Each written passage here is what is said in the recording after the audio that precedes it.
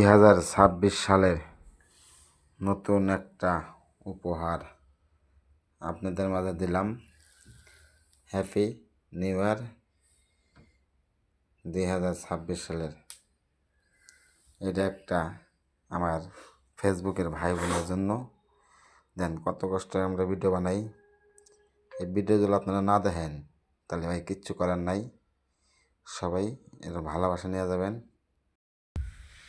2026 সালের উপহার, এত কষ্ট করে ভিডিও বানাইতেছি, 12টা 1 মিনিটে ছাড়বো এই ভিডিওটা।